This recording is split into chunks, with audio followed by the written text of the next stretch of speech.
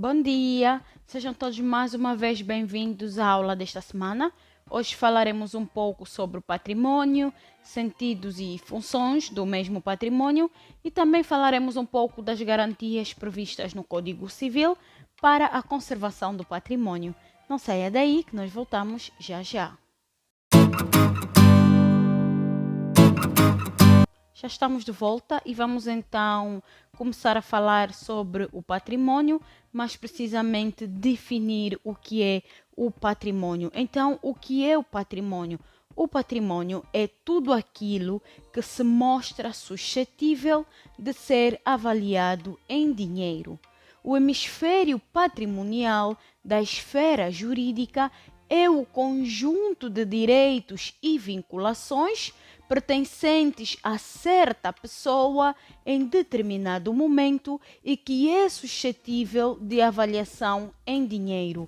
E temos também o hemisfério não patrimonial da esfera jurídica, que é constituído pelos demais direitos e vinculações do sujeito. Vamos então falar um pouco sobre os sentidos do patrimônio. O patrimônio pode ser usado no seu sentido jurídico. Identifica-se com o hemisfério patrimonial, que é o conjunto de direitos e obrigações pertencentes a certa pessoa que não são suscetíveis de avaliação em dinheiro, como, por exemplo, o direito de propriedade sobre um prédio urbano. Em sentido material, então, entende-se por patrimônio o conjunto de bens pertencentes a certa pessoa em determinado momento aplicáveis em dinheiro. Por exemplo, o prédio urbano em si mesmo, não é? Basicamente é o conceito de patrimônio, mas aqui dividido em duas situações. Qual é ou quais são então as funções do patrimônio? Bem, o patrimônio tem uma função externa, em que o patrimônio do devedor é a garantia comum dos credores, do seu titular, não é? Isto porque aparece a atuar em relação a pessoas diversas do seu titular. A garantia comum dos credores faz-se pela via judicial e para efeito de uma ação executiva ou penhora. Temos então o patrimônio, que é a garantia comum dos credores, não é? Mas este tem então dois desvios.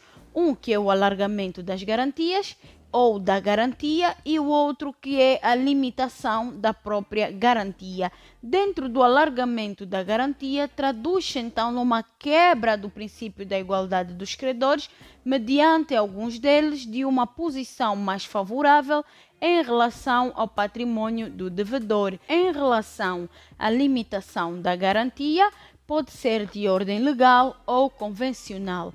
A limitação da garantia legal, os vários casos aqui de impenhorabilidade previstos na lei serão tidos em conta, e depois temos as limitações de garantia convencional, que vão resultar então da vontade dos próprios interessados. Vamos falar um pouco sobre as garantias previstas no Código Civil para a conservação do patrimônio. Bem, existem 4 garantias e com elas visa-se então a manutenção tanto quanto possível do patrimônio do devedor, que em termos tais possa vir a recair uma ação ao credor sempre que este necessite de obter a satisfação do seu crédito. As 4 garantias então são a declaração de nulidade, a ação subrogatória, a impugnação paulina e o arresto.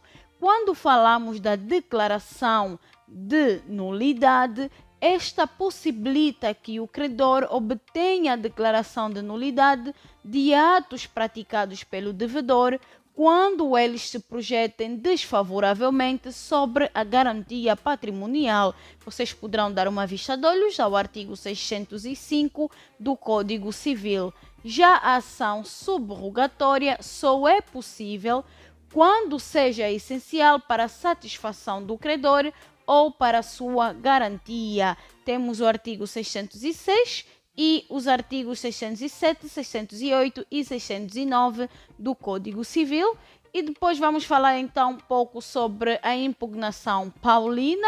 Respeita indistintamente atos válidos e inválidos praticados então pelo devedor, desde que tenham conteúdo patrimonial e envolvem diminuição e garantia do patrimônio, nos termos do artigo 610 ou dos artigos 610 a 618 do mesmo Código. Por último, temos o arresto, consiste então numa apreensão judicial dos bens do devedor para o efeito da conservação da garantia patrimonial, quando o credor tenha um justo receio de ver essa garantia ameaçada por um ato então praticado pelo devedor. Trata-se então de acautelar a conservação dos bens, a que respeita então o tal receio do credor, colocando esses bens à guarda do tribunal para que eles existam e estejam em condições de poder ser penhorados, quando o credor esteja então em condições de exercer efetivamente o seu crédito em execução parcial. Vocês poderão dar uma vista de olhos ao artigo 619 do Código Civil, não é?